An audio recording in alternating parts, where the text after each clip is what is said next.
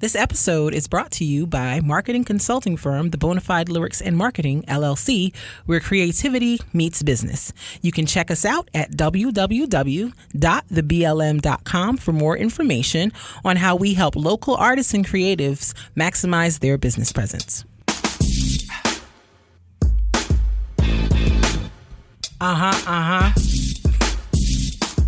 Yeah, boy. Yeah. It's the All Love, No Fear podcast. Hey. It's the All Love, No Fear podcast. Hey. Check us out. It's the All Love, Oh, No Fear podcast. All Love, Oh, No Fear podcast. Hey. What up? Hey. What up?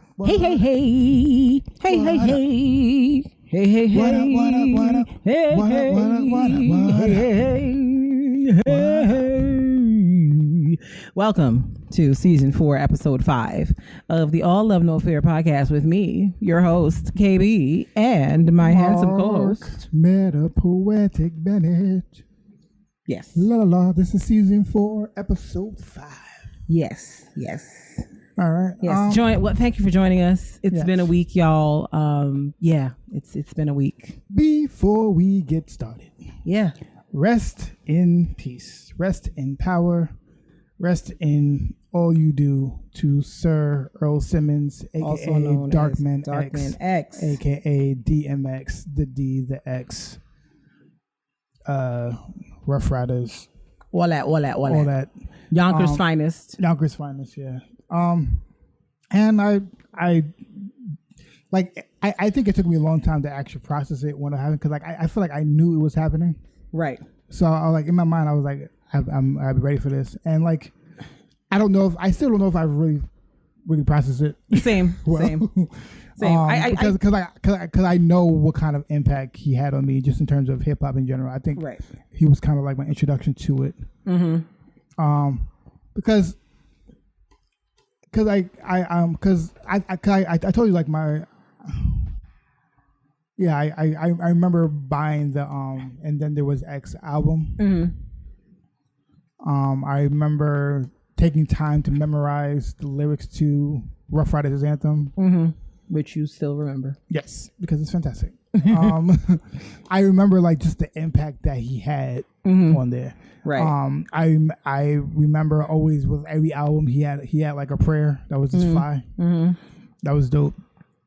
And it was just he was a person who I feel like I always wanted to meet. Mm-hmm. And he was I think his impact will always be felt. Facts. Big facts. I appreciate all that he's all they have done. Yes. I think, to your point about kind of the processing part, is because it was the reporting on it was so inconsistent. It was he's gone. No, he's not gone. He's gone. So it was just we kept going back and forth on whether he was still alive or not for a day or two.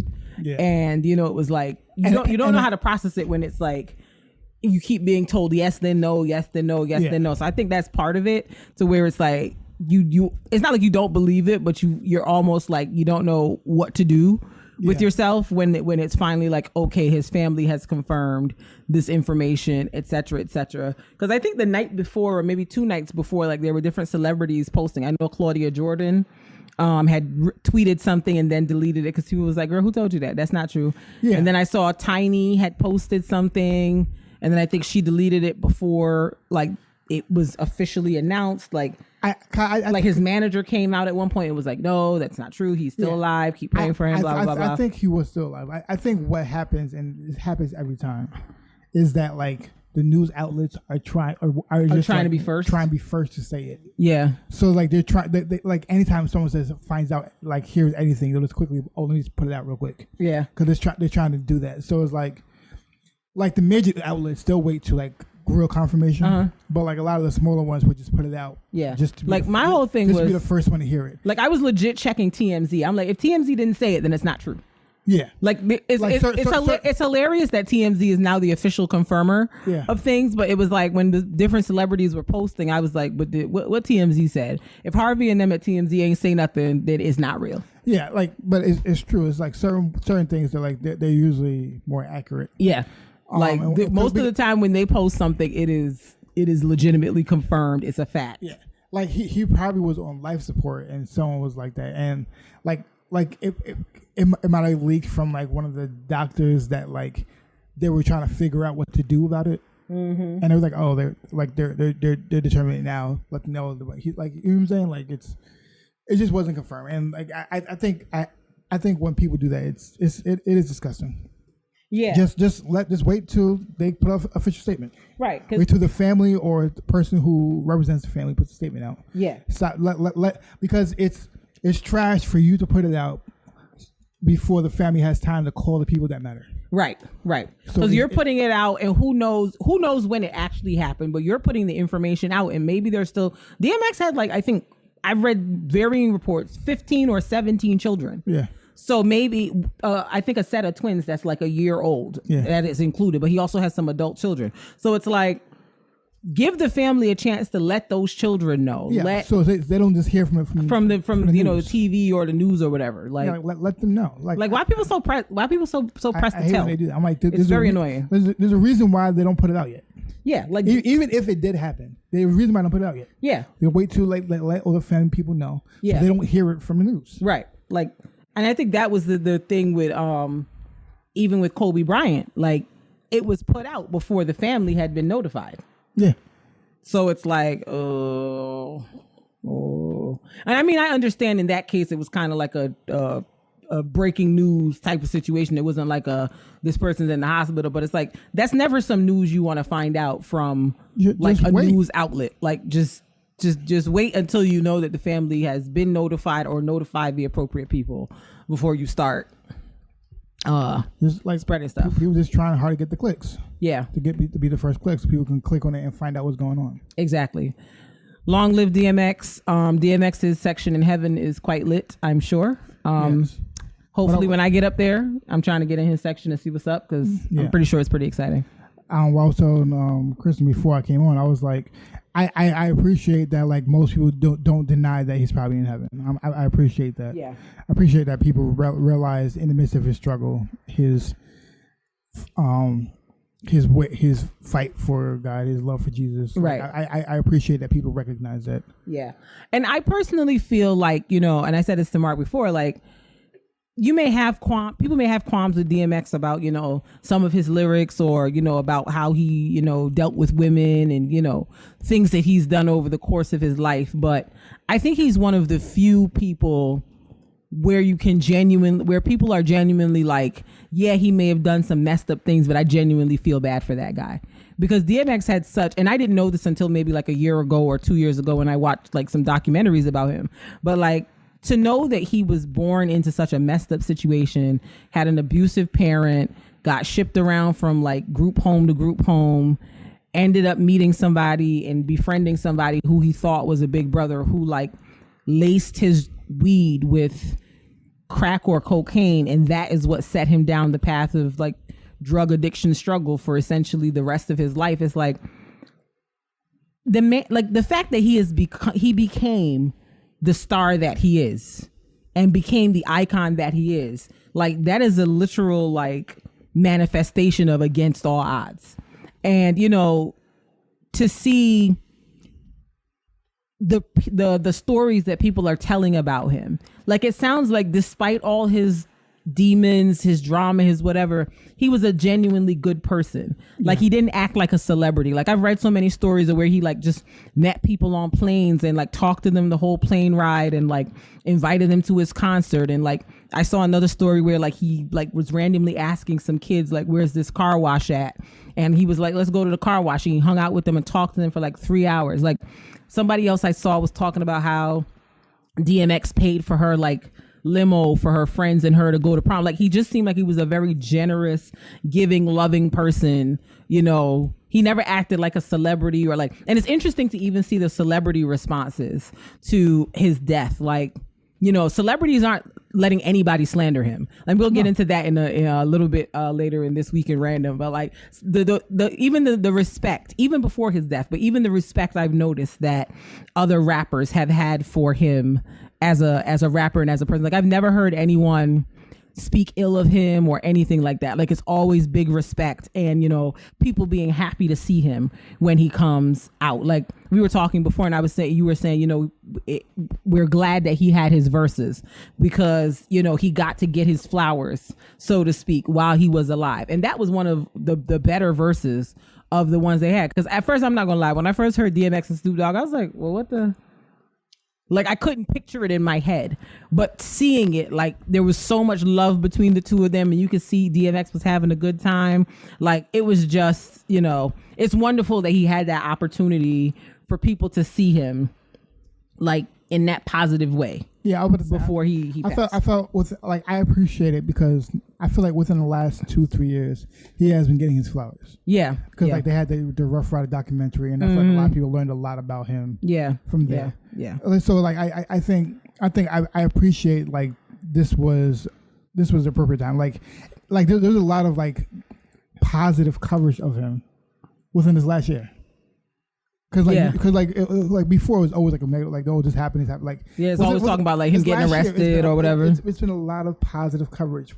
With him. There's like little videos of him with his family. Yeah, pictures like it just like seeing him with his kids and stuff like that. It was a lot of videos and stuff like that. Like every Christmas we play Rudolph the Red-Nosed Reindeer, and it's gonna get played again. Yeah, every Christmas. So y'all understand that is the official Black Christmas song going forward. Just so we're clear. Yeah. Okay. We play every anyway. Rudolph the Red-Nosed Reindeer. What? How do you know? Say what? Legendary. There is no other way to sing the song now.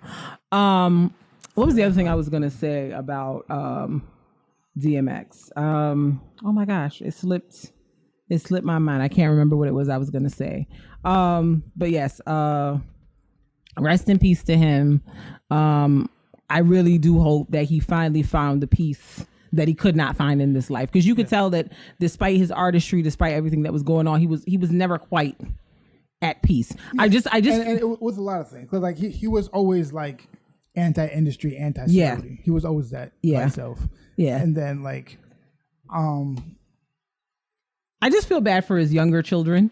Because like those little ones, all they're gonna have is like pictures and like videos of them and their dad. Like they won't ever get the opportunity to like know him or know how much he loved them. And like that always makes me sad when people die and their kids, not to say like if you die and your kids are older it's better, but like when you die and your kids are at that age where they won't really remember you because that's just developmentally their memory isn't set up like that. Yeah. So it's like, you kind of missed out on that opportunity, but I'm sure like his other kids, the siblings will make sure that they know who he is. Yeah, because like look at what's his name, Biggie's son. Yeah. Like he's been made well aware of who his father is, even though he was like a couple months when his father died. Yeah. Or no, was he even born before his father died? I can't even remember, but he wasn't. He was very young. I think he was born, but he was only like maybe like 2 months or something like that. He was a baby. Yeah. So rest in peace to DMX. Prayers and condolences to his family and his friends and all those who cared for him. I saw a report somewhere that the mayor of Yonkers offered like an outdoor area in Yonkers to do a memorial. I don't know if the family's going to take them up on that offer, but if there is a memorial or something that's televised, I hope it'll be on TV and we can see it. Cause I'm sure, they're gonna want to do a big celebration in honor of him. I think this was most like this. I think this is the biggest New York artist that's passed in recent years. In a long time. Yeah. The biggest New York artist that's passed in recent years. Yeah, this is true.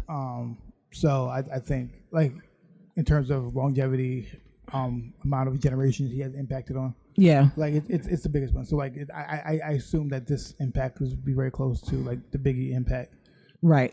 And in terms of like people playing music all day and stuff, like I see that happening. Yeah. So yeah, I agree. All right. Let's move on to our Love It or Lose It. Hey, love it or lose it. Hey, love it or lose it. Hey, love it Oh, lose it. Hey, hey, hey, hey, hey, hey, hey, hey, hey, hey, hey. All right. So. Well then. Every week some. So okay. Love It or Lose It is going to be Kid Toys. Who? Kid Toys. Okay, I thought you said something else entirely. Kid Toys. Okay. Yes. Kid Toys. It's I guess things that you enjoy playing with as a child, or even still like playing with now. And I thought about it in terms of the things that our daughter likes playing with. Okay. And Love It or Lose It, by the way, it's usually our opener that we have. And usually one person. Our icebreaker. Mm-hmm. And we have 4 choices, and you have to choose one to throw away and never want to see again. Mm-hmm. And one you want to hold on to, love it, and hold on to, never let go. Only one person usually knows the choices before we do it. And Love It or Lose It for this week is what it is. That's the puzzles. What it is right now. Okay. Puzzles. Mm-hmm. Legos. Mm-hmm. Play-Doh. Mm-hmm. Blocks. Like you mean like that letter blocks, like it could be no, like wood blocks or wood. That's what I mean. Like that have the letters on. I couldn't think of what the right word was. Not letter. It could be wooden blocks. It could be like. I understand. Yeah. What I imagined in my head is like the wooden blocks that have like, you know, like when we took her baby pictures, we had wooden blocks with her name on it. That's what I was thinking in my head. Probably Legos for me. Is the Lego? Lose it. I don't particularly. Legos are fantastic. Till you step on them. That's not thrilling. I don't like that at all. Also, I'm not like a tactile person. Like I don't learn or like feel stimulated by like touching things and like building things. Like that doesn't thrill me. Okay. As a person, like it doesn't stimulate me in the same way. To me, it's literally just like stacking. Like I'm not building it with like intent. Like I'm literally just like, oh, I'm just putting this on top of this and da-da-da. Like the stimulation just isn't there for me. Plus, I don't like how it feels when I step on them. So boo to the Legos. Oh, that's I said what I said. I said what I said. So trash. It's not trash. How dare you? How dare I? You're the one that put it on the list in the first place. I'm just working with the options you gave me. That is true what you're saying. Yet, it's still trash. Well, maybe you put a trash option on the table. Did you ever think of that? No. Okay, I bet not. And I promise you, I'm not gonna think about it again. Well, Mark, we can't be in denial forever. We can be. It's not really a productive way to live. It's going to happen. So. I don't like it. So, Love It or Lose It. For me, lose it.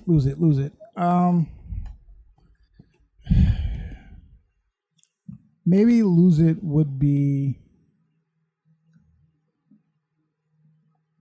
out of those. Maybe Blocks. Okay. Maybe Blocks. Why? What do the blocks do to you? It's nothing that the blocks did for me. It's just I think because you can't snap them. Oh, Tiara said the same thing I did. Blocks? Yeah. But like I think that I think blocks.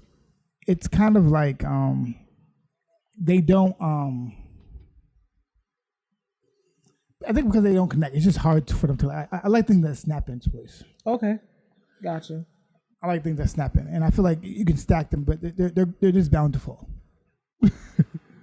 Blocks are bountiful. They might. They're bountiful. I like things that can snap into each other. I could see that. I see you want to make the connections. I get that. So I think that's my concern with blocks. That's fine. How about you? What's your Love It? My Love It of the 3 that are left. You said Play-Doh, blocks, and puzzles. Yeah.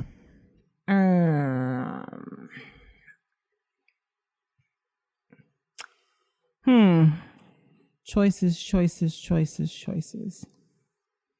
I think puzzles would be my Love It. Okay. I like puzzles because Like, they annoy me sometimes, especially when they're like those 1,000-piece joints. It's like, oh my God, so many pieces. But like, I get like a satisfaction out of like finishing a puzzle where I'm like, it's done. All the pieces are together. This is a thrill. Like, I really used to like puzzles when I was a kid too. I think I've fallen off as an adult, but like puzzles were one of my favorite things to play with because it was just kind of like, where does this piece go? Like, what is this for? Like, what is it supposed to, like, I would sometimes try to make puzzles without knowing what the picture was supposed to look like. And that was like it was like a mental challenge for me. And so I think, that's why puzzles are my love. It's just a mental challenge of like trying to make something come together and trying again. And, you know, sometimes you got to like take a break and come back to it. But, you know, I like doing them. I do. I like to sit down and do puzzles when I have time. I haven't had time to do one in a very long time, but I like puzzles. Word. What's your love it? I think my beloved is Legos. Of course. And I think I do like puzzles too. So puzzles not far away. I think Play-Doh is only not a lose it because like I like the concept of Play-Doh. I just wish I knew how to do it better. Yeah. I feel like the concept of Play-Doh is fly. I feel like there's mad stuff you can do with Play-Doh. Yeah. I just suck at it. Yeah, Play-Doh, so like, Play-Doh was almost my love it, but for the same reason, I was like, I don't really know if I'm really using this to the best. Like I feel like my lose it was just because of my own ability. It's not the actual Play-Doh. It's my lack of ability. Yeah, I'm like like Michaela gave Avery this Play-Doh set like 2 years ago, and it had all these contraptions and things to make like molds and in string and all this stuff, and I was just kind of like, this is real jazzy. This is real. It was jazzy. Real jazzy. I think my just creatively it's just hard for me to pull it together. Yeah. But like I'm not sure what I'm supposed to do. Yeah, but I think like I said, my reason for Legos is I can snap things up and like not the Legos that like Avery has, like those like I know you mean the actual Legos because like there's so many different things you can build with it, and I like watching that show with the Legos building things. It's just interesting to watch the little different things you can just build with it because there's not really limits to what you can build with it. I figured Legos would be yours because you'll sit there and build the whole buildings with Avery's Legos, and she'll knock them down. I'd be upset. So, I'm like, in her defense, she's 3 and she does not care about your architectural wonders. I got it. I don't want to scream at her. It's just in my mind. I'm like, some nonsense. So would you like Legos for your birthday? Should I add that to your birthday list? Like Legos for you so you can do your own things? I can't even say that because she's going to like still use them and then knock it over. Well, you don't have to let her see them. You can pull them out after she goes to bed. Our place is not that big. I know, but like there's a closet that we can put the set in. When we get a bigger place, I'll think about it. You can play with it when she's not awake. I'm just... Or we can keep it in our bedroom. I don't keep the door closed. I don't need disappointment. You don't need the disappointment? I don't need the disappointment of losing Legos. I know, right? Like, ugh. I want disappointment. I still don't look forward to the stepping on the part because that hurts. Yes, and that usually comes from like Avery knocking it over, and then like, I don't need to disappoint my life. Yeah. Maybe when we move to a bigger place, or once you're older, or you can have like a man cave where you have Legos. With Legos. It doesn't sound lame. I know, but I don't need a man cave for Legos. You can have other things in there, but you can also do the Legos while you're there. That way it's like it's a separate space from Avery's play space. That's all I'm trying to establish here. That's all. I'm not trying to say you're going to have a man cave built with Legos. That's not that's not what I'm saying. I'm not. But if that's what you want to do, that's your choice. My man cave is not going to be filled with Legos on the floor. It's not going to happen. If it is, it's not my business. I don't live there. That's your area for you. So thank you. You can do whatever you want over there. I appreciate it. It's your business. I'm here for you. All right, we're done? Yes, we're done. We're done. That was Love It or Lose It. Hey, love it. Or lose it. Hey, love it. Or lose it. Hey, love it. Or lose it. Hey, hey, hey, hey, hey. Hey, hey, hey. Hey, hey, hey. Shibba-dibba-doo. Not the shoo-ba-doo-ba-doo-ba. Okay. Do it. You've been watching too much Earth, Wind, and Fire. So let us get into this week's topic. We'll be talking about this week, Mark. Our main topic is African American Vernacular English. Also known as Ebonics. Or AAV. Or ALF. ALF. We should grow up. We're very sorry. I'm not sorry at all. I'm sorry because I'm just making noises in people's ears, which is rude. Yeah. So what about it? So this topic came up because it came with a lot of things. It came with like first how I think about how like sometimes as society and even Black people we kind of treat Ebonics and vernacular as beneath us or something we have to grow out of, or it's not mature or not professional. Like we how we do that. Now, my belief is the basis of language is if I say something and you understand what I'm trying to say, then we have communicated. It's a fact. So if I say something, you understand what I mean, I have communicated well because I've communicated what I need to say and you've understood fully what I'm trying to say. Right. That's that is the basis of effective communication. So to challenge how I said it because it is not the vernacular you choose to hear, it doesn't make it beneath you. Right. And you understood. So if you can understand what I'm saying in that vernacular, what's the big deal? Yeah. It's one thing if I was using it and you couldn't understand, but if you did understand, what's the conversation? Correct. Because like I think I was trying to figure out because like I think of everything in the context of being a father now. Right. And like I think about it like in terms of how my daughter will approach language, how she would approach language in terms of talking certain ways, how she would approach it in terms of cursing, how she would approach it, and what kind of impact that is, and how would I approach it. And I think, I guess for me, I think the way I would try to approach it would be language is language. Right. Words are words. Words are words. They mean things, but words are words. Words are just words. They mean things. And the point is to make sure that you communicate so someone else will listen to you. Right. Certain locations sometimes adapt a language where they are. Yes. Right. The reason why they adapt a language where they are is that if everybody talks the same language, no one is confused about context about what you mean. Right. So reason, if you are at work, they might have a certain language they speak at work. Right. So that, because if you talk in a different vernacular or a different way of talking, someone might not understand what you're saying and the context of what you're saying and what it means. Right. So it won't be effective communication for you. Right. Yeah. That doesn't mean how you're talking is wrong. Right. It just means that in the space of where it is, that communication is not effective. It's not effective. You wouldn't be exhibiting effective communication. Right. Because you're not being able to relay that message to them. Right.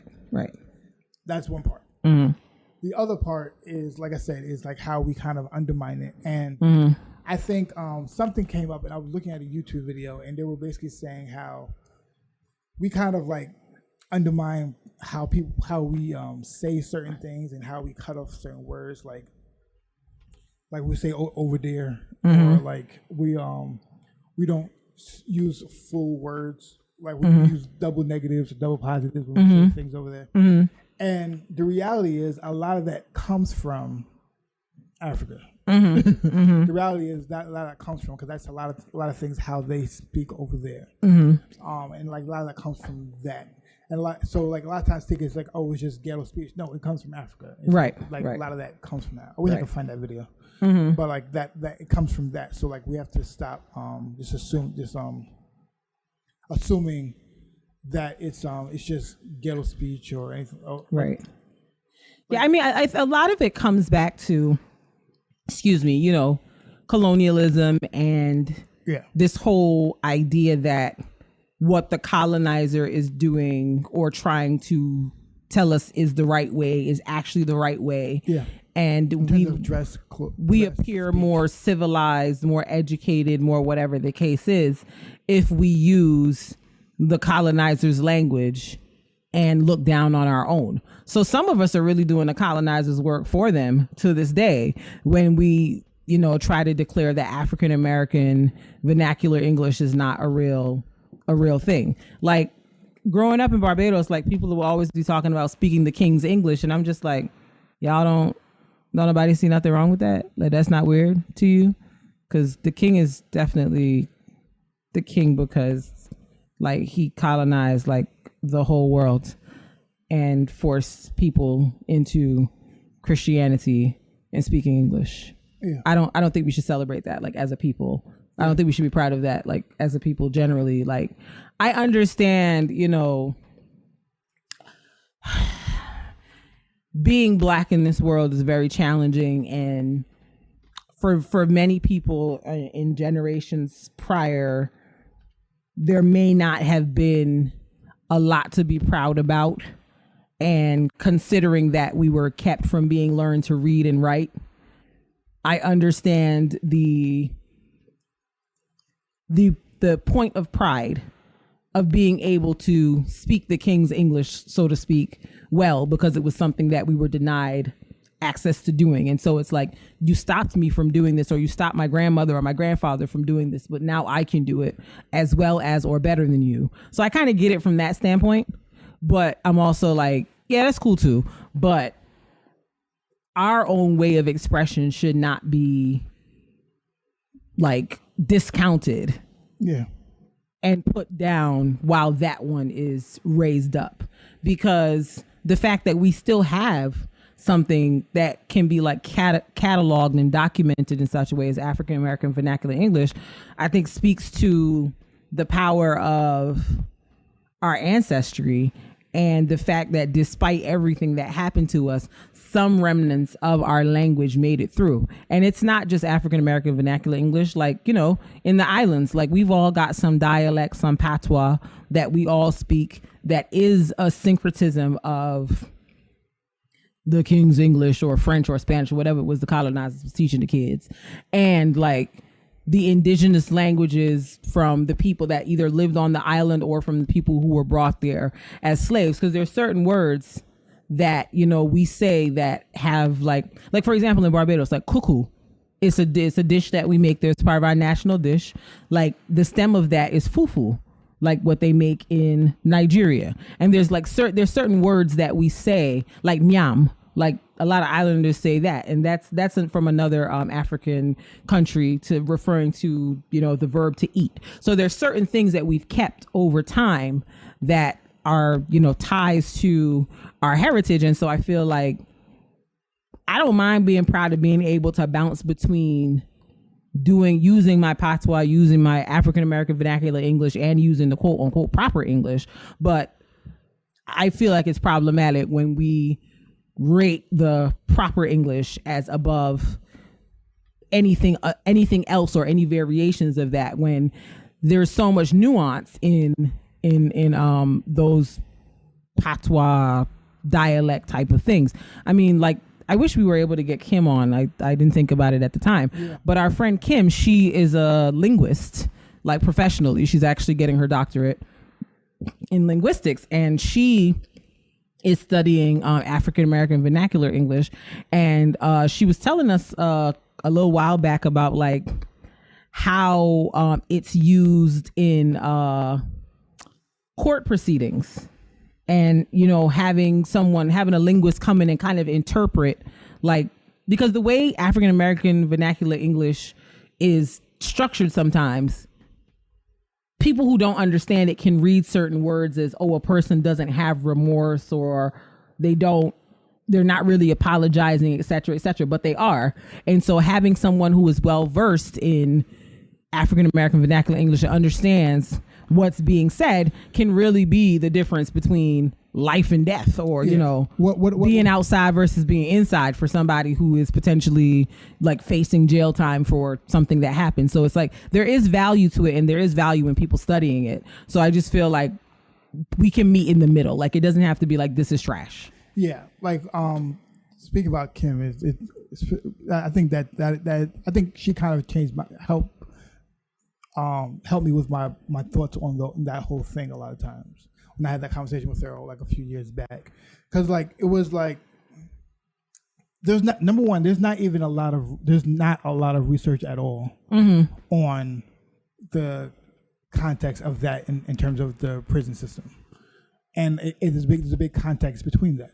Okay, and it's like she said like she tried to find research, but like she's like, oh, I have to create my own research because there's not a lot out there. Mm-hmm. And so like the scenario she's talking about is like, so basically a lot of times a judge will create a sentencing based off of is the person sorry for what they did, right? So like she said a scenario where like a guy will like have done something to somebody else, and the judge was like, how he would say sorry would be like, oh yeah, like my bad, bro. Yeah, my bad, you know. But because of the context of the judge is like, oh, he's not really sorry. He's just saying my bad. Right. But he's like, no, he is sorry. It's just how he uses it. Right. Like like I'm sorry, and not words he uses to express like regret. Correct. Yeah. That doesn't mean that he's not sorry. Right. But the judge would give the person a longer sentence. A longer sentence because they're like, oh, he's not really apologetic. Right. Because they're not understanding it. So like, because my bad sounds flippant to someone who doesn't understand. Correct. So the problem with that is like I said, it's number one, we have to first let people understand, recognize it, that it is a real language. Number one, that needs to be addressed, and needs to be studied, so that we can get people to study it and address these concerns, right, and everything. So I think that is important, because like a lot of black people will shoot down how it's used when it's used publicly, right? But we'll still use it privately, right? So like we don't want people to use it in public spaces, right? Like we don't want it to be used in mixed company. Yeah. We want it to be used when it's amongst us in a safe space. Yeah, because we're worried about how people will view us. What people will view, and it's like, and I think that is because we're using that, but like in mixed company, we're like, no, we're gonna talk like this, right? And it's like it's not like we're talking to other people; we're just talking to each other, but we can't talk like that. Yeah, in front of mixed company, and so it's just like a part of me is like, it doesn't matter. Like honestly, it doesn't matter, because the people who think negatively about you simply because you're black think that whether you speak African American vernacular English or whether you speak the most pristine of English ever written, like you could be out here writing like speaking like Shakespeare, and there's still people who will think, oh, they're black. Like I know that, you know how many times, and I'm sure mad black people can relate to this. Do you know how many times we've been told you're very articulate or you speak very well? I'm like, I talk like everyone else. Like, what is I speak very well? It's because there's this internalized perception by some people that all black people talk using African American vernacular, and they don't have any command of English. That's number one. And number two, that the way you're speaking is better. Right. It's better than what African American vernacular English is. Correct. And so it's like, that's why I feel like black people get to this place where we have to do a lot of code switching.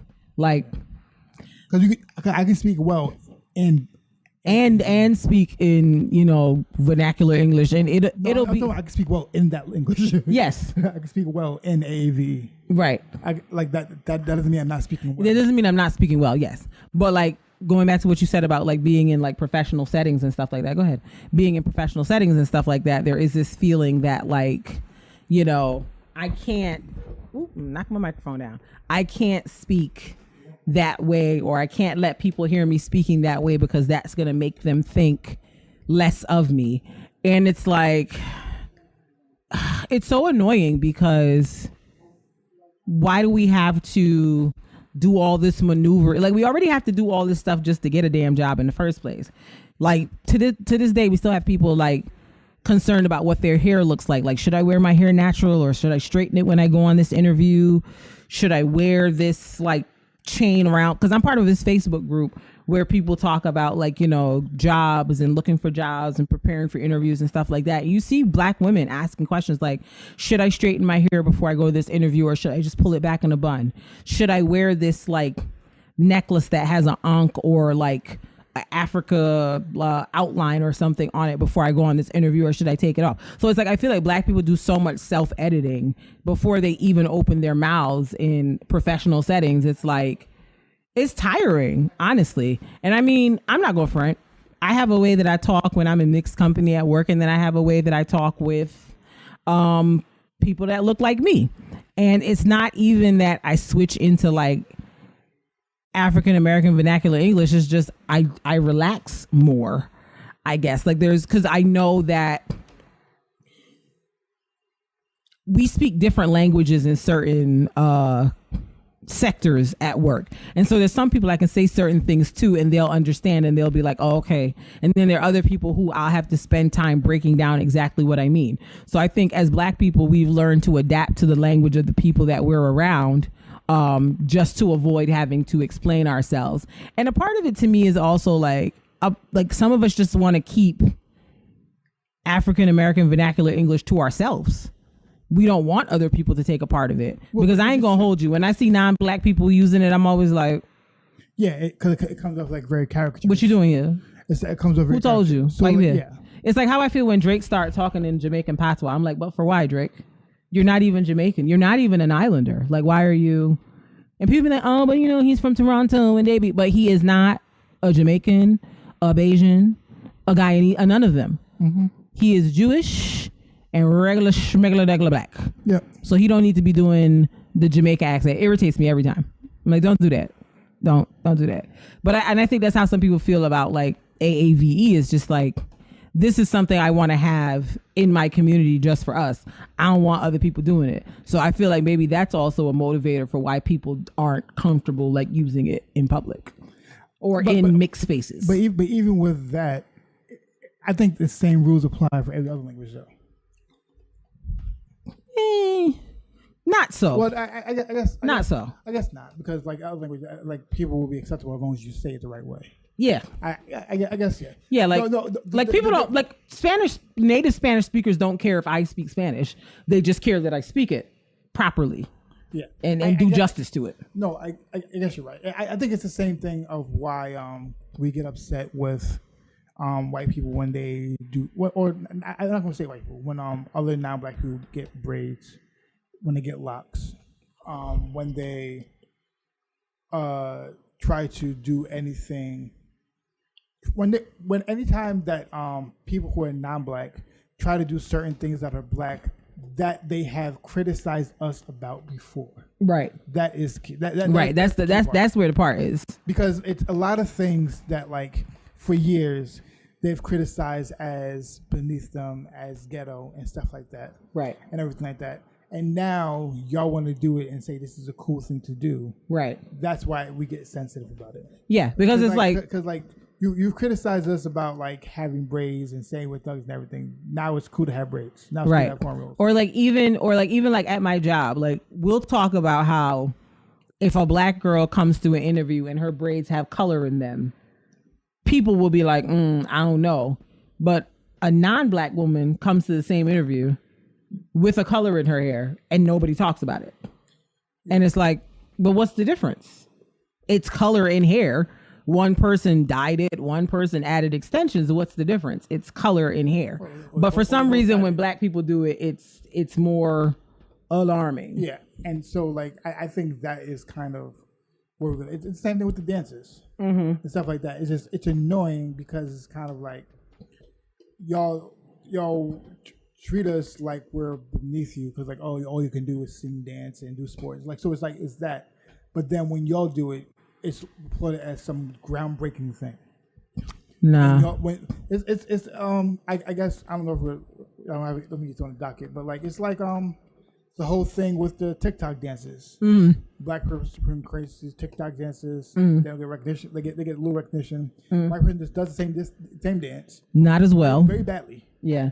And they end up on Jimmy Fallon and gets millions of dollars and like known as the person who creates the dance. Yeah, and like because like they just get applauded for doing things that we do all the time because like people, like oh y'all just do that. Yeah, but like when a white person does, oh my God, look at them doing this, and it's not ghetto anymore. Right, it's not a big thing. Right, like.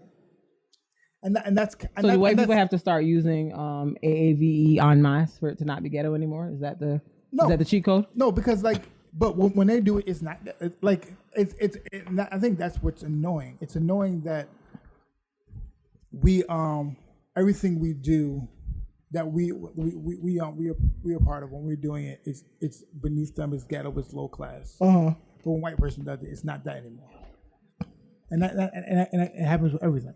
It happens with everything. It happens, like I said, it happens a lot with like when a white person raps, using that. Like Eminem doesn't really do that, have that vernacular, but like a lot of white people have the vernacular. Like, oh my gosh, like it's.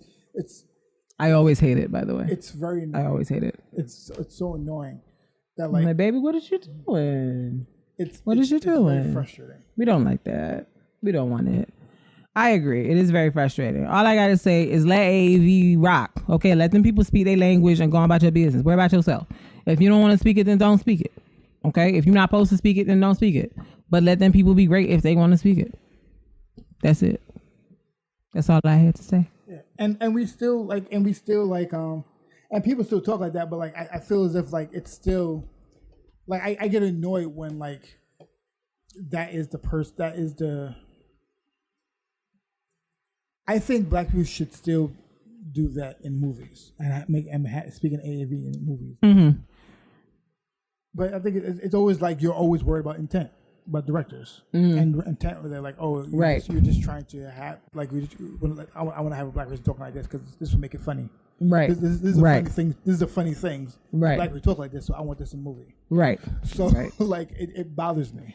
Yeah. It's not like, oh no, this is something funny. When black people talk like this, it's funny. Yeah. It's the intent of what's being said. That's why it's annoying. And to your point, I see like I kind of understand why that is why some black people have a problem with it being utilized, because it's like if it's being used to make a mockery of us, then that's a problem. And so it's like I'll be honest, I don't know what the solution is to that, because the reason that it can even be twisted to be used as a mockery towards us is so much bigger than just this conversation. Mm-hmm. It's like literally embedded in the fiber of the setup of this country and of this world. So like I don't even know like what it would look like to like course correct at this point, and for AAVE to get the respect it deserves, and for it not to be seen as a way to make black people seem more funny or authentic or whatever it is people are trying to portray when specifically like producing content that has black people using that language. Yeah, and I think the way that happens, and I think I always just address black people. I don't address white people. Because for what? Yeah. So what would be the reason? Is just for us to just be comfortable talking about it, right, and not feel like I'm beneath for talking that way, right, and just not caring how they feel about it, right. Like I just like this is how I wish to talk. Yeah, and I think it starts from that. But like I think that's the biggest step is for us to not. I think the problem is how much black people be caring. Right. I agree with you. We care about others. We care about others feeling. Like I feel like we're the most caring. Just so much cares. We have so many cares. We always care about how other people respond to it, how people feel about it. Like someone do something racist to us, and we care about how they felt about it. Right. And like we it's just we care a lot, and I think we're brought to always look at what about how they feel about it. What about it? What about it? I know. And like what? And like about I understand where it comes from, but like I feel as if like we've been doing that for so long. Like we never have the space to be jealous. Yes. You know what I agree. You don't have the space to be like, it's about me though. Yeah. We never have that space to even do that. Right. So like it's it's like I understand in context. If you're just trying to put it in one thing, yes, we should care about others and everything like that. But like, take it out of that. Think about the big picture of we've never even had the opportunity to do that. Right. We're always told that we have to be a bigger person. Yeah. We're always told that even though everybody treats us crazy, we have to be the bigger person in every situation. So like, and every time we're not the big person, we're told to like, oh, what is wrong with you? Like, but nobody else is the big person ever. We're always it's always the big person. Yeah, like what was it? That series that was we were watching on A&E. It was like something about Court Mercy, and it was about like black people. It was essentially black people. It was mostly black people. Yeah. Saying that they forgave someone who happened not to be black, who had either killed or seriously hurt their family member or had harassed them or something. And I'm just like, nah, I don't relate. Yeah. But it's like, but people look at that, like, look at those black people being so forgiving and so loving. And it's like, no. The thing is, we're always that. We're always that. And it's like, and like, yet somehow we're still like, we're always that. We're always the one forgiving. We're always that. Yet y'all still act like we're the most violent ones. Yeah, like we're still the savages somehow. So it's like, it's. And my whole thing is, after everything that's been taken from black people, can't they have their language in peace? Can't they have that? Yeah. Can't they? Can't they have that? It's very fresh. Y'all don't want them to vote. Y'all don't want them to go to school. Y'all don't want them to do nothing. Can't they at least have the daggone language? Can't they? No. Is we asking for too much? Yes. Is we asking for too much? Apparently. Yes, you are. Apparently. Too much. Too much. All right. But it's whatever. It's whatever. Else? No. That was it. I was starting to feel riled up in my spirit, so I'm like, I was just gonna. Well, if you have any questions, any thoughts, any comments, please email us on there. Yes, hit us in the chats. You know the vibes. Before we get to the next section, just want a quick commercial. We have our All Love No Fear podcast store. We have T-shirts, we have hats, we have pillows. We have merch. I don't know where my T-shirt is. I wanted to wear it today, but I cannot locate it. It's in the room. Yeah, I tried to find it, but it didn't happen. I thought it was this, but it's not. No. It's too many black T-shirts. Maybe you should not get a black one next time so I can find, because I have a lot of black T-shirts, so I really don't be knowing what's what. So but yeah, like we have a bunch of merch. We have hats. So like, go to alllovenofearpcast.com. Get the merch. Store. Support the kids. Support us. We're gonna be outside this summer in the merch, so see us and support us. Because we got vaccinated. I'm not telling nobody to get vaccinated. It's your body, your choice. Do what you want. But I got my 2 vaxes. I got my second shot's coming up next week. Yep. So we're going to be outside. I said this on social media, and this is how I feel. I just don't trust y'all to not get me sick. Right. That's really the issue. I don't trust y'all. Like, if it were up to me, I would not if it were up to me. If I believed that Negroes was going to act right, and when I say Negroes, I mean the entire American populace, was going to act right, I would probably have been a little more like, I don't know. But like, but y'all don't know how to act. You got whole states saying, nah, we canceling all that mandate stuff. This dead. Y'all don't know how to act right. Folks is out here doing wildness. Y'all don't know how to cover your mouth now. Right. Like, it's just, I'm not messing with y'all. I got to protect myself at all costs. Yes. I have a family. Right. I can't afford to die of COVID because you people just will not pull it together. I don't trust y'all, so I'm just going to do it this way. So I'm going to just, I'm going to just have to take the chance. Because I don't trust y'all. I can't trust you because, Texas shut all their stuff down. Georgia shut all their stuff down. People are like, la-di-da-di, la-di-da-di. And I'm like, nah. So, y'all wilder. But they keep shutting down parties in Queens and Brooklyn every other weekend because people are in there mask free. Yeah. No social distancing and wilding out. And then these same people be on the streets walking past me and stuff. So no. Yep. No. Don't trust y'all. So can't be trusted. Next section is Artist Spotlight. Huh? Not really our spotlight. Our spotlight with a caveat. They're poets, so they're artists. The reason why I say that, because I feel like we've definitely highlighted this person already. We may have. No, we definitely have. We definitely did? Oh, you know for a fact? We definitely have highlighted this person already. But I don't care because this person's dope. You sure we did? Yeah, definitely. Okay. Definitely did. I don't remember. That's why I said that. It was like the first 2 episodes. Okay, so it was season 1. Yeah, I'm like, I don't remember at all. Yeah, so we definitely highlight this person. But it's National Poetry Month, and we're just highlighting poets. and highlighting the poems. And the one I want to highlight is Propaganda. Propaganda.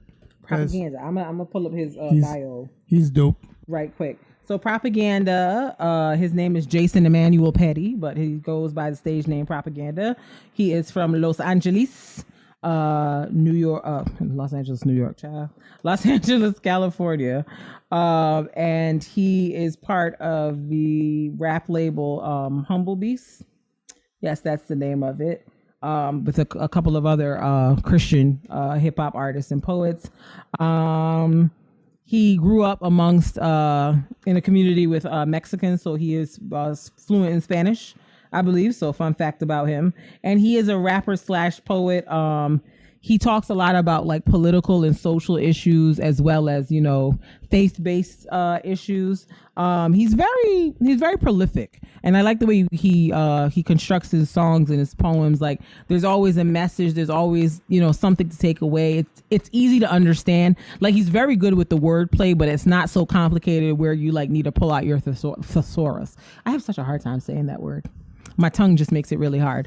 A thesaurus to follow along with what he's saying. Him and his wife, they have a podcast. It's called the Red Couch Podcast, where he kind of has very candid conversation. He kind of reminds me of Toby Nwigwe in the sense of like, you know. And they have a song together. Yes. And, you know, they have that very much like, I love God, I'm a Christian, you know, whatever. But like, it could be whatever, because if you pull up on the fam, it's whatever. And I love Propaganda because he's so California. He's so West Coast with it. Like just the way he talks and his swagger.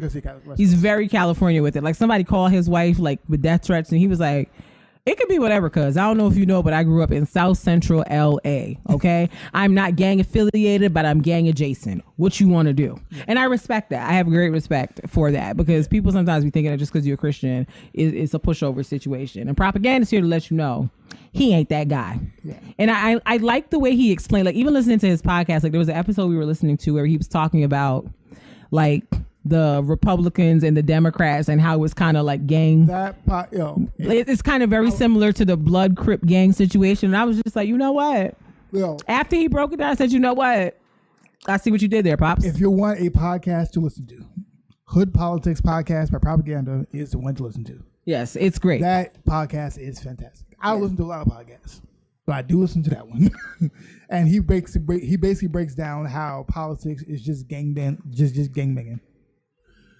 And he breaks down the difference between them, and it is fantastic. If you have some time, and this podcast is not as long as ours. I think each episode is only like 20 to 30 minutes. Yeah.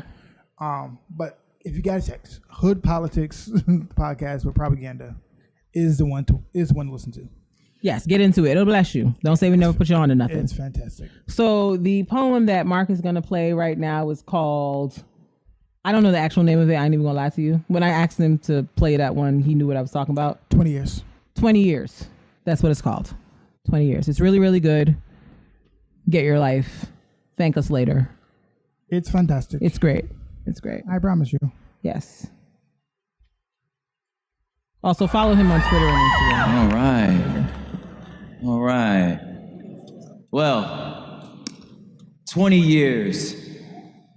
20 years, but, you know, who's counting, right? I mean, 20 years, she endured a said marriage where sister really ain't have no say in the original arrangements nor the terms thereof, but 20 years, he beat her senseless. Somehow or another, she managed to muster up the quote-unquote bravery to stick around, because one day he decided maybe he shouldn't hit her no more. Now, granted, that was due to outside pressure that threatened the security of his pockets, but he stopped, right? But the damage was done. And on their 40th wedding anniversary, they both decide, maybe we'll throw a nice little shindig. Spare no details, all expenses, pull out all the stops, invite all their family and friends. She is to smile, celebrate her husband's greatness, talk about how far they've gone as a country, as a couple. They're to reminisce on the good old days when everybody knew their places. They're to talk about all the great the great triumphs that they've accomplished. All the lands and the places that they've conquered, that they stole, that they visited.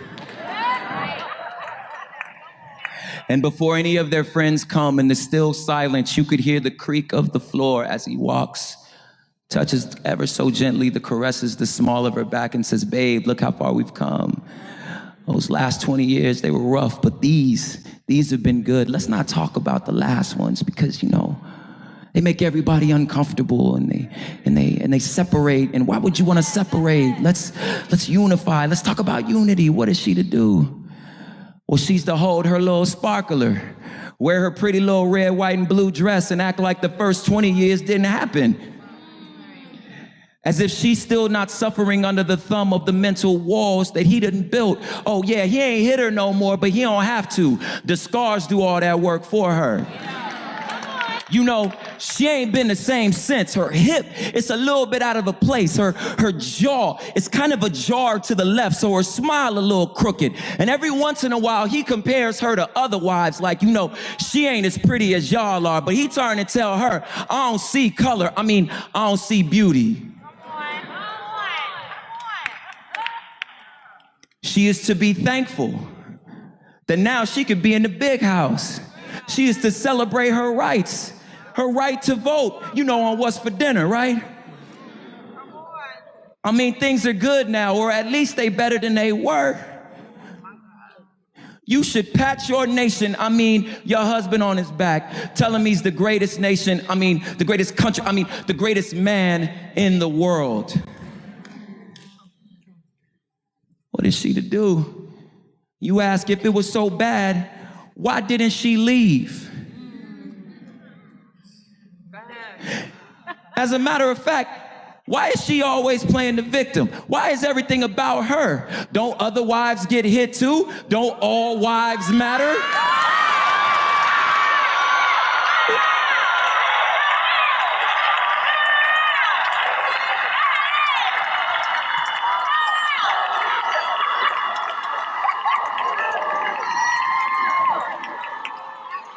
Why am I forced to only mourn your scars? Girls hit girls all the time. We call that wife on wife crime. Why I need to worry about just yours?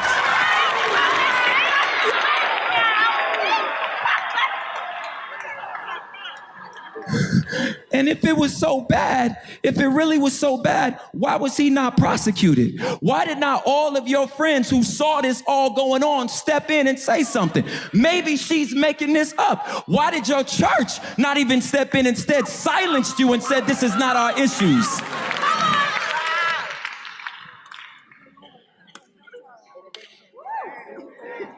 And in a weird twist of magic, somehow she just became the victim and the villain.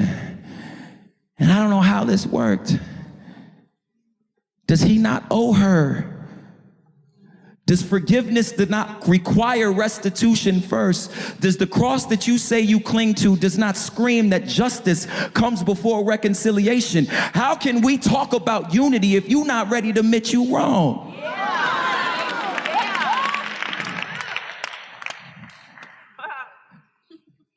Is she not worth justice? And what about the ladies that fight back? Can you not understand why she might think to take matters into her own hands and punch this sucker every once in a while? Even though we know that vengeance is just a bastard version of justice, can you not understand the pain for which this young lady is suffering? Is it not too late to say you sorry, huh, Justice? Those thoughts don't plague your mind? I don't know. You know what? Never mind. Happy 4th of July. Enjoy your ribs. John made a mess. I mean, were your edges not stashed away? We should have told you to hold on to your wig.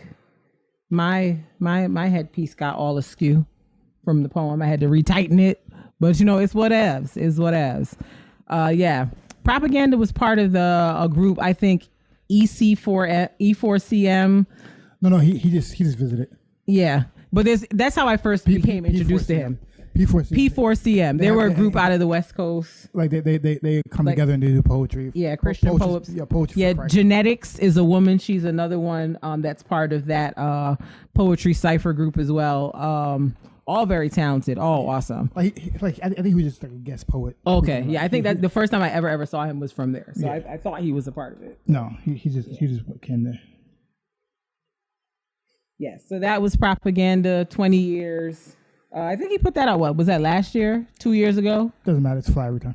No, yeah, for sure. But I'm saying the first time I heard it was it came out in 2016. 2016, oh yeah, long time ago. But yes, get into him. Go look right before he got elected. Yes, so go take a look at that again and again and again. And just find his things. Just find his things. It'll bless you. It'll bless you. It'll bless you. Hey, every time. Yeah, bye. You can go right into this week in random. What we got on the docket today? What's on the docket? Let me pull it up, honey. So what's on the topic? So we talked about DMX a little bit. So once again, rest in peace to Darkman X, Earl Simmons. He was just 50 years old, which is, still young. I'm sure he still had, a lot more. Like, he was working on music again. Like, I saw a Drink Champs podcast episode where he was talking about songs he had done with, different artists and stuff like that. Like, he said he had done some stuff with the Griselda boys, and he had a song with Pop Smoke. So it sounded like he was back in the studio working on music, doing stuff. So, very sad to see that he has passed, but everything happens for a reason and in the time that it is supposed to.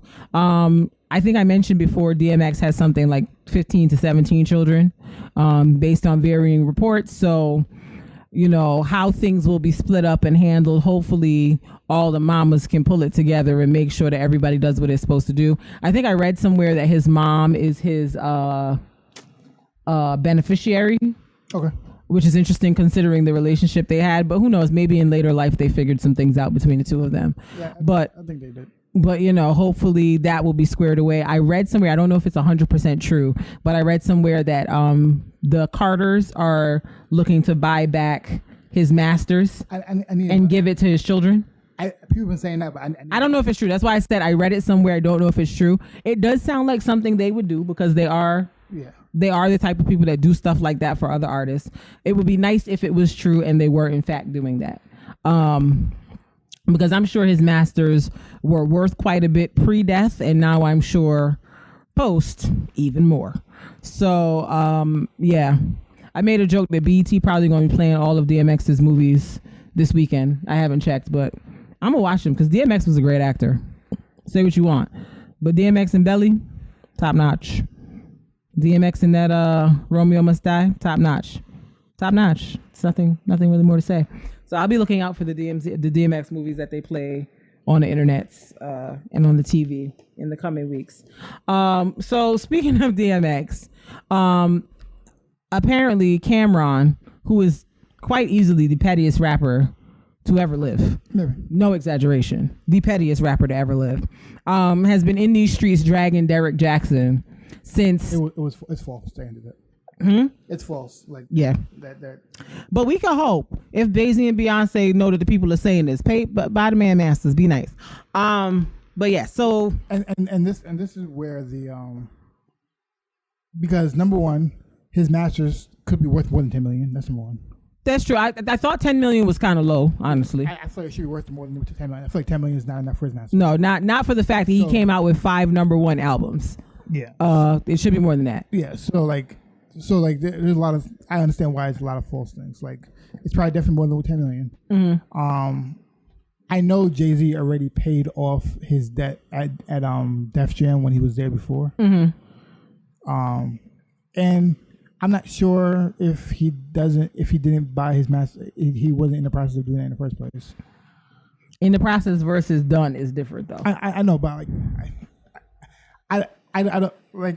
And now that he's deceased, who is in charge of handling that? Like, what does that look like? Like, I believe that somebody would make sure that they're fine, regardless. It could be Jay-Z, it could be Swiss. Because Swiss is Swiss has a good coin at this point too. Yeah, so it could be a lot of people. Yes, we hope that his children and his family will be taken care of in the days and years to come.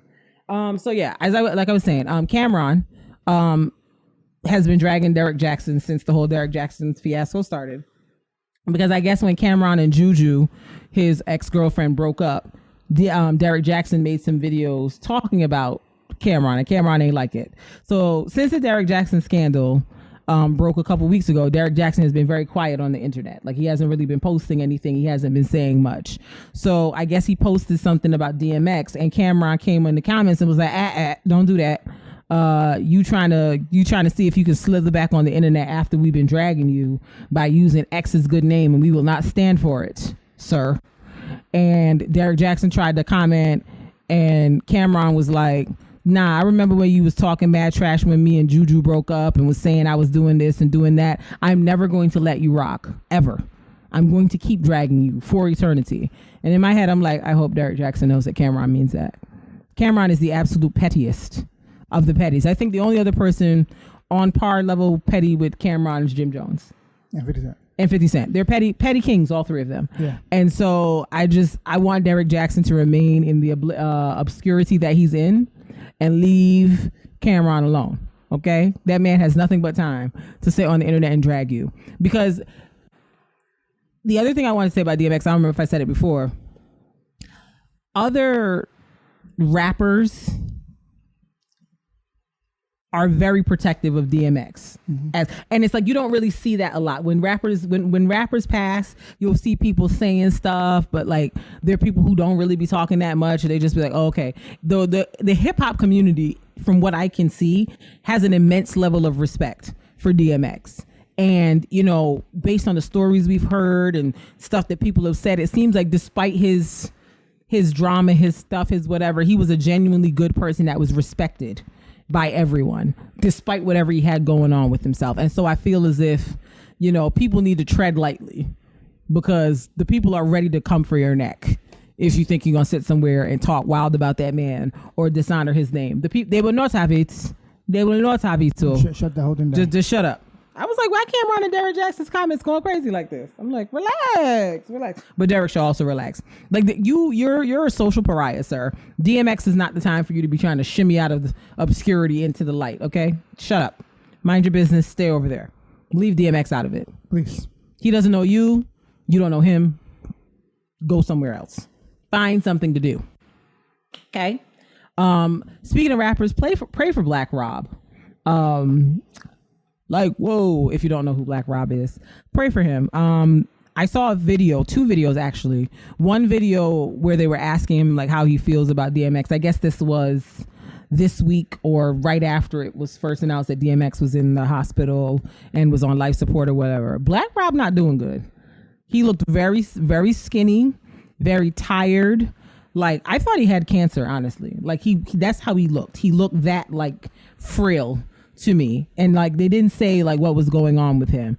But I saw another video that was made a couple days later where he was saying he's had like multiple strokes over the last couple of years, and that he was kind of homeless, and like just didn't really have like a stable life situation going on. But yeah, he didn't look good. And for a man who is not that old, because Black Rob and I think DMX are about the same age. I don't think there's that much difference in age. Like Black Rob looks like, you know, life has dealt him a hard hand in the last couple of years. And so just prayers up for him. I saw there was a GoFundMe that somebody set up for him. $50,000. For 50,000 for him. Yeah, just to, you know, help him get some help and you know, whatever. Yeah, he's 51. He's not even that old. Him and DMX was about the same age. So to see that, you know, he's looking so, you know, stricken almost was kind of sad. Because I mean, he was just, when did they do that Bad Boy reunion tour? I mean, it was like 2 or 3 years ago, but still, it's like to see that he's looking so like physically challenged was very sad to see. So yeah, prayers up for Black Rob. Also prayers up for the Vincentian Massive. So if you didn't know, La Soufrière in St. Vincent erupted this week. And, you know, the folks had to be evacuated. Cruise ships were coming to the island to take people off. Some people didn't leave when they were supposed to leave. So now, you know, they're trying to evacuate more people, and they were having difficulties doing that when I last saw on, I think it was Friday. It's wild. Just watching the cars trying to get to the points where they could like get off the island was insane. It just makes you realize how like islands are hard when something like this happens, because there's nowhere to go. Like, it's not like, you know, a large country like America or Canada. There's nowhere to go. Yeah. Like, you can't. Yeah, all you do is leave the actual country. You have to leave the actual country. Like, you just have to go somewhere. The ash is so bad that, like, yesterday some people were posting pictures of Barbados and it looked like nighttime at 1 p.m. because St. Vincent of Barbados is so close. When the air is blowing, the ash comes over. Like, it's insane. So prayers up for St. Vincent and for the surrounding islands who are dealing with the aftermath of this volcano eruption. My friend who's from St. Vincent, she was saying that they knew about this since December, because I guess, you know, the people who study the whatever the word is, seismologists, that's the word, I believe. They had been predicting an eruption is going to happen in the next couple of months, given the activity that's happening. And she was kind of saying, you know, the government in St. Vincent did not do enough, in her opinion, to prepare people, because her whole family lives in St. Vincent still, and they were able to evacuate and they're safe, and that's great. But, you know, she was saying that, you know, more precautions could have been taken to get people out faster and sooner than when they did. So prayers up for St. Vincent. I know there's a drive in Brooklyn, of course, because that's where all the West Indians are. There is a drive in Brooklyn to donate items to like volcano relief. So when we post the podcast, I'll have Mark include the flyer in the post so people can see. And I think they're doing it between this whole week coming up between now and the 18th. So if you have stuff like, they're asking for like, you know, cleaning supplies, you know, water, sanitary items, things of that nature. So if you have anything like that you want to donate, there's a drop-off spot in Brooklyn somewhere, and we'll include that when we post the podcast info. What else? Prayers to everybody's family. Yes, prayers to everybody's family. I'm not clear if anyone died. I hope no one did, but if they did, you know, rest in peace to them, and, you know, prayers up to their families and whatever. And not whatever. I didn't mean to say whatever, but y'all know what I mean. So this is completely random, but I felt like I wanted to talk about it because yeah. So if you remember, like 11 or 12 years ago, Jay-Z and Alicia Keys were performing an Empire State of Mind at a VMAs, MTV Awards, one of them things. And Lil Mama of Lip Gloss's Poppin' fame, what? That is the song she's most popular for. Would be correct? How long ago? Right. I'm not lying. And she was Left Eye in the TLC movie, which was super cute. She's done other things. I'm not trying to shade. I'm not trying to shade her, but like, I'm just trying to use the most easily recognizable references for people to understand what I'm saying. So, what you know about me? What you know about me? And that's Eggs, Bacon, Grits song. Eggs, bacon, grits. I love this. Eggs, bacon, grits, sausage. Eggs, bacon, grits. I love that song. So anyway, Lil Mama did an interview somewhere, and it came up that I guess they talked about the fact that, you know, did she feel like her career has been derailed since that moment where she ran up on the stage uninvited. And, you know, if you see the videos of the other angles, like you can see that Beyonce tried to stop her from going up there. So like, you know, does she feel that her career was derailed or negatively impacted as a result? And she kind of was like, yeah, you know, I apologized to Jay-Z, but he never responded to my apology or acknowledged that he received it. And I was just kind of like, hey, whoever the interviewer was is messy for asking her about that, because we all know her career was impacted. Like, what's the point of the question?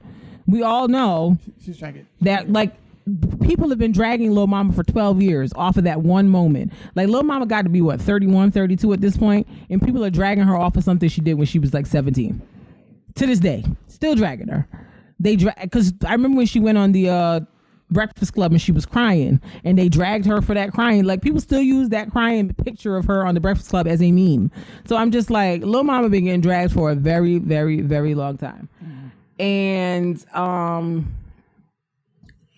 I just felt like the interviewer was a mess for asking her about it. And then I also felt as if the her, like, did you expect Jay-Z to respond to you? Did you expect, like, what were you looking for? Like, how do you, like, are you, like, I'm just trying to understand why we still talk about this at this point in time. Like, that's what I want to know. I think that you might have misconstrued your relationship with Jay-Z. Right. Like, maybe you misunderstood, like, what it was, or, like, and I mean, I would like to think that at this juncture, Jay-Z is not still holding on to this or feeling petty or any of those things, but, like... But he also is like, why am I addressing this? Right. Like, he doesn't address anything, so I'm also like, well, what would motivate him to address this particular situation? There's nothing for him to address that. Yeah. Like, he doesn't just do interviews he has control over.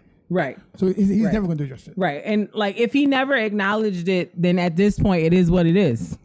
And he's not going to acknowledge it after I found out what she's trying to do also. What's she trying to do what?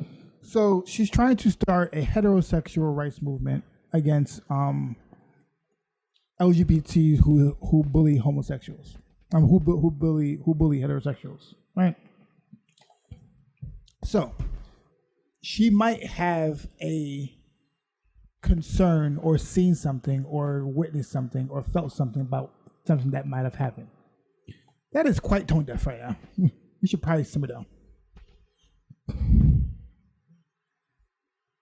I don't even know what to say. Yeah. She was like, I'm gonna have a heterosexual rights movement against LGBTs who bully. And it's like, and even what she was saying about bullying, she was like, yeah, they're talking about her hair and everything. I was like, people from LGBT are freaking dying. They're getting murdered. You have to simmer down. It's not the same. You're not getting murdered by LGBT for being heterosexual. They're getting murdered. You have to relax. You have to simmer down.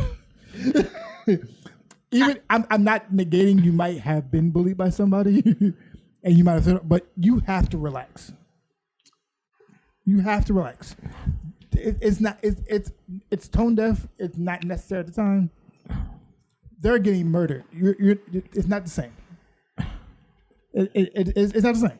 I have true perplexement. Like, it's like we're talking about racism and one person like this. Yeah, but the black people they treat me bad when I was at school. Yes, it's not the same.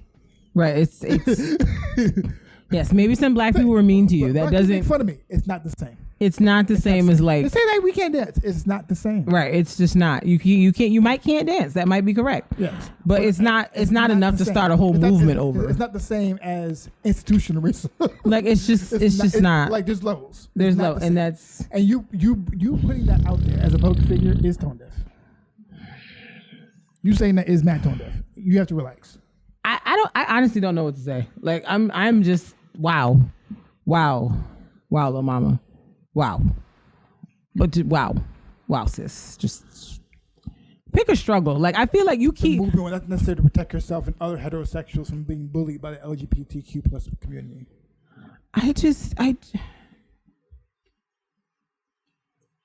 I'm going to have to read more about this because I'm really trying to get some understanding about what this is. Your fight so hard to be respected, and some of you, not all, get a kick out of bullying people for having an opinion, how they dress, how their hair or makeup looks, how much money they have.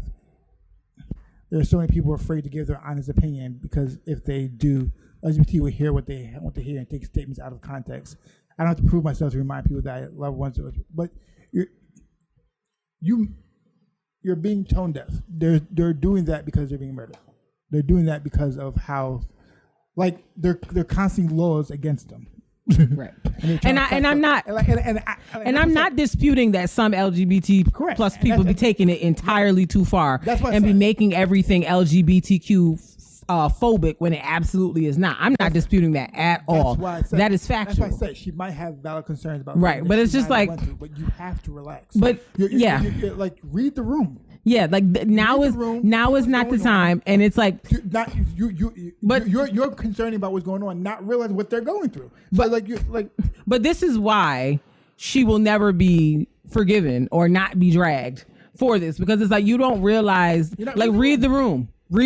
Like the stuff you found yourself in where people are dragging you, it's because you haven't read the room. You keep saying like no, read the room. Read the room. Like now, this is not the time. You got people upset with you because you got jumped up with Jay-Z and Alicia Keys because you didn't read the room. You just got up there. And like even when Jay-Z was looking at you like, baby, what is you doing? You didn't read the room. You didn't read the room. You didn't read. And do I think that people dragged it for entirely too long over that? Yes, I do.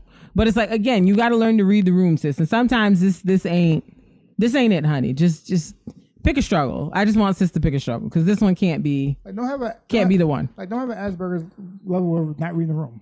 Yeah, like, don't do that. And no shade to the Asperger's people out there. We love y'all and we respect it. But you have a reason why reading the room is hard. Yeah. She don't have no Asperger's, to my knowledge. So read the room, girl.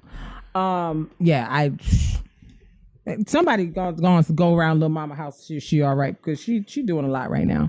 But that's my whole thing. It's just too much. It's too much. I get like too much. Even if you have a valid concern or your experience, like just read what's going on. See why like they're doing this for a reason. Of course, a lot of them go too far. A lot of them do not. Yeah. A lot of them are just fighting for just right. Like, just take up your issues with the people that have offended you personally. Yeah, not the whole movement. Like, I'm not sure it needs to be a whole like movement, but okay, girl. Okay, all right. I guess there's always growing pains when people are trying to get rights. It's right. People who take it too far. It's always the case. Right. You don't destroy the whole movement. Yeah, I'm like it's because people take it too far. Like this, I don't think this is what you should be focusing your energy on. They still need rights regardless. Yeah, and I'm like, she's a very talented person, in my opinion. As an actress, as a rapper, like, girl, I need you to be focusing on jobs, okay? I need you to be focusing on income building. Yeah. This ain't what you need to be focusing on. Like, you just keep putting yourself back. It's like every time she takes a step forward to where people start to forget about the nonsense that she's done in the past, she does something that brings it back up again. Be like, see, but this is why she's doing this, because she still ain't learned. And I'm just like, pick a struggle, Miss Lil Mama, please. We beg. Let's talk a little bit about this versus from last weekend, Earth, Wind & Fire versus the Isley Brothers, with Steve Harvey as the host and DJ D-Nice as the DJ for the evening. First of all, D-Nice is an amazing DJ. If I ever had money to afford D-Nice for something, I would absolutely hire him. I'm sure his stock has gone up significantly. Regular people can't afford him anymore. Unless you just, have a really large budget. No, his stock went up since he started Club Quarantine. Yeah. So, he did like a DMX set or two has been doing them over the course of the weekend since it was announced that DMX passed. But yeah, he was a DJ for the evening, did a great job. Steve Harvey was the host. People was mad at Steve Harvey because he was talking a lot, but I'm like, y'all know Steve Harvey talk a lot, so I'm not sure why anybody's surprised that he came there and talked a lot. Yeah, like Steve Harvey's going Steve Harvey. I mean, it was entertaining. It was very entertaining. It was entertaining. Honestly, it was entertaining. I think that and he was just a person who was just a fan. And yes, he was a big fan. He was just excited to be there. Yes, he was happy to be in the room. He was like, I'm happy to be here. Like, that was the best night of Steve Harvey's life. Like, not the night he got married to his wife, not the night none of his kids was born. That night, being able to sing a song with Earth, Wind & Fire and the Isley Brothers, that was the highlight of Steve Harvey's life right there. He got his life. He went home happy, okay? Happy. He's having the time of his life. So let's talk about how this is, I think, arguably the longest versus since they started. It started on time at 8, and they kept going till after midnight. Yeah. Like, I was like, good God, they are in here. And they was giving performance. First of all, let's start at the beginning. When Steve Harvey introduced them, I said, where's Ron Isley? And Mark and his father was like, that's him. I'm like, no, it's not. That's one of the other brothers. Where is Ron Isley? And then like maybe 5 minutes later, Steve directly addressed him and he started talking. I said, is that Mr. Isley? Is that Mr. Biggs? I said, oh, wow. Wow. I see how he pulled his wife. First of all, the fact that my dude was sitting there with a hat, sunglasses, full gray beard, and the chinchilla just chilling with the cat. I said, you know what? Too much sauce. Too much sauce. There's too much swag dripping off of Ron Isley. Like, I see how he bagged that wife that's like 36 years younger than him. Yeah. I see it. I get it. Because I've never thought Mr. Isley was a good looking man. I just was like, he just looked like an old man. Okay. But like on Sunday night, I was like, okay. I get the appeal. I see it. I understand. Not for me, but I get the appeal. I could see it because I was like, he looks young. Like that beard, even though it was gray, it makes him look younger than when he was doing the down low in the Contagious videos. His brother Ernie still got it on that guitar. It's not a game out here in these streets. Verdine from Earth, Wind & Fire, hair stays laid. He was giving us outfits. He was giving us pearls. He was giving us ankles, which were moisturized. Because I don't like when men be wearing the crop pants with the shoes and then their ankles be ashy. That bothers me. Like, if you're going to have it out intentionally, like, I can understand if you, like, took the socks off at the last minute. But, like, this look is not sock friendly. So, like, de-ash the ankles.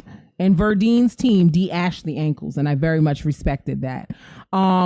They all got the vocals. They all can still sing down, which I appreciate considering that these men are like 70 plus and have been doing music for 50 plus years. Like, it was just a very, very like smooth, enjoyable, like, you know, if you grew up like around older black folks or even your parents and just listening to the kind of music they played, even at our age, it was like, oh yes, these are the jams right here. Yes, God.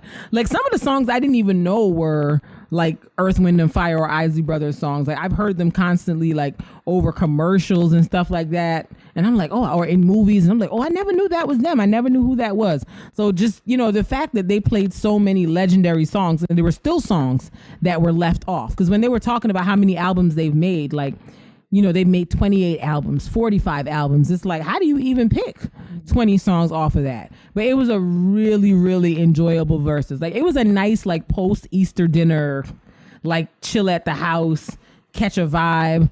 Avery was dancing her life away to the songs. Like she was literally jamming like she was at the club. I think Mark has a video of her dancing to one of the, I remember which song it was, but she was like, this is my ish right here. I'm jamming. She's like, dance, mommy, dance, daddy. So she's obviously, she's a fan of the Isley Brothers and Earth, Wind & Fire. You know, it was just super cool. Like Steve Harvey was the right person to have as a host. You know, there was a part of it where Steve Harvey said something about, oh, you know, back in the day, back in the 70s when they was playing this music in the clubs, like you wanted the DJs to play slow music and take off some of that up-tempo music because that's how you was able to dance with the girls and talk with the girls. When they playing that up-tempo music, it was the men dancing with men almost because the ladies were like off to the side. He was like, ain't no men dancing with men. Wasn't no men dancing with the men back in the 70s. And people were like, oh, here goes Steve being homophobic. And I was like, am I the only one who didn't take it that way? Because I did not take it as homophobic. I took it as literally... He was in context about what's going on. Yeah, he was talking in context of like what he was doing in the clubs. He wasn't talking about homosexuality at all. And how and the way to get the women was to kind of slow dance and be all up on them when the slow songs came on. When he's talking about guys dancing with guys, he's talking about heterosexual men dancing with heterosexual men because they're scared to dance with girls. Yes. Or just kind of standing off in the corners, bopping to songs, but not really dancing with the girls because they're too nervous to talk to the girls. Yeah, that's what he's talking like, about. I did not take it as anything homophobic. So when I saw them comments, I was like, what is everybody talking about? Like, y'all putting 20 on 10 here. Yeah. And I'm not really sure. I don't think that's what Steve meant at all. Yeah. Like it wasn't until I saw the comments on the internet where people were saying, I was like, oh, that's what he was saying. Because I did not read into that at all the way that y'all are reading into it at this very moment. But overall, it was a very, very good versus. I don't think they posted yet what the numbers are because, you know, DMX's, you know, hospitalization and passing kind of took over the news feed this week. And, you know, Swiss and DMX are very, very, you know, close. So yeah. I'm sure he was like, just can't even think about any of that right now. He used to take Swiss with him when he used to go rob people. Huh? You take Swiss with him when he used to go rob. When he used to go rob people. Yeah, y'all gotta watch that Rough Riders documentary if you haven't watched it. Like the way DMX tells the story about him robbing people, it's hilarious. Like, you know, sorry to the people that got robbed, but the way the story is told, it's funny as all get out. People with dogs. But like it just you know the way DMX talk, like it's just very matter of fact, very straight face, just like that makes it even funnier. It's the best, honestly. But I know on Instagram while we were on, it had reached like 400 something K, and I'm curious to know how many people were watching on Triller because I'm like, it seemed like everybody was watching that Earth, Wind & Fire versus based on the timeline. So I would love to know what the final numbers were and see like if this was their biggest versus yet. But I would say it's up there with the with the Beanie Man and Bounty Killer, with the Brandy and the Monica, with the Patty and the Gladys, and with the Snoop and DMX. It's one of the ones that I would absolutely go back and watch again, as long as it was, because it was such a vibe, and to see like both groups like singing along to their records and kind of giving you a performance tee, and like to hear that they still have it vocally was really exciting. So I think the next one is what?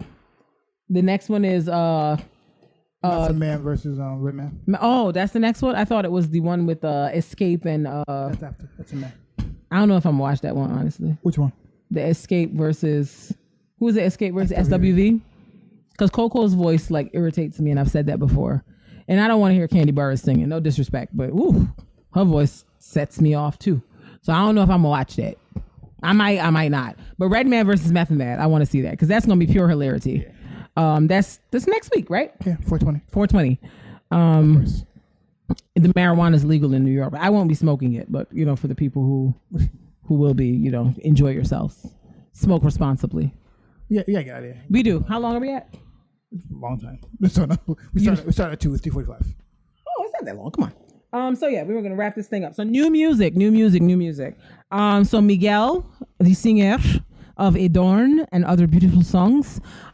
He also sang "Remember Me" from Coco, which I want to watch again. Remember me. If you want to cry, go watch that. Like you will be bawling. Okay, bawling. He put out a new album, Art Dealer Chic 4. I'm gonna get into that this week while I'm out and about in the streets. That was the only album that came out this week that I was interested in. Then the Isley Brothers, they put out a song, Friends and Family, with Snoop Dogg. It was kind of, the verses was the lead out, the leading to the rollout for putting out this song. It's cute. It's very cute. It's very nice, very jazzy. It's a very, Snoop Dogg and the Isley Brothers is an appropriate combo, for sure. Ari Lennox and Queen Naija got a song together called Set 'Em Up. I like both of their singing voices, so it's cute. And that was all that was going on really in the world of music. It was kind of quiet this week. But yeah, if you're looking for some stuff to get into, those are some options. And that was really it for all the things on the docket. Do you have anything else that you want to talk about, address, bring up, anything coming up, anything that people need to know about? We are going to be on a podcast, Mark and I, as guests. I don't know what it's called. This is for people on YouTube, because it'll be out by the time. It'll be out by what time? I think it's Facebook Live, so it'll be out tonight. Yes. So tell the people so they can go watch it later. Well, I guess I'll tell people on YouTube. Yes, tell the people on YouTube. And I mean, the people listening to the podcast on Tuesday when it drops, they can always go back and watch it too. Yeah. So we're going to be guests on a podcast. I don't know what it's called. I'll give you the information for it now. It's about relationships. That's what I know. Or that's what we'll be talking about. I don't even know if the podcast is about relationships. I just know that that's what we will be talking about when we go there. It's Diamond Cash Incentives. It's we're going to be talking about how to be in a healthy relationship. Mm-hmm. On the podcast. It's called Diamond Cash Incentives? That's the name of the company. The actual podcast name is Diamond Cash Podcast. The Diamond Cash Podcast. Okay. But yeah, it's you can go to the Diamond Cash Incentives Facebook page. Yes, they're going to be going live at 7:00. 7:30. 7:30, and we will be there, assumedly, to talk about relationships. Talk about relationship things. We will be the couple in question. Yes, we will be the couple in question. Hopefully, we won't look crazy to people. Yes. When we were talking. How this will go? Who knows? Nobody knows. This is our first time guesting on somebody else's thing, as a couple talking about this. So it'll be very interesting to see where this goes. I have no idea what they're gonna. I don't know if they have like prescribed questions or if this is just gonna be a real organic conversation. I don't really know, but I guess we're gonna see. I guess we'll see. All right, y'all. I'm doing weird things because I'm sleepy and in desperate need of a nap. So I'm gonna pack this thing up respectfully, and take it home. So hope you enjoyed listening to us today. We thank you for your support. Follow us on the socials. All Love No Fear PCast on Instagram. All Love No Fear P1 on Twitter. All Love No Fear Podcast on Facebook. Yeah, that's it. I don't know what Mark's doing over here. There's a lot of movement to my right, but yeah, that's that's that on that. So until next time, boys and girls, ladies and gentlemen, children of all ages, we bid you adieu.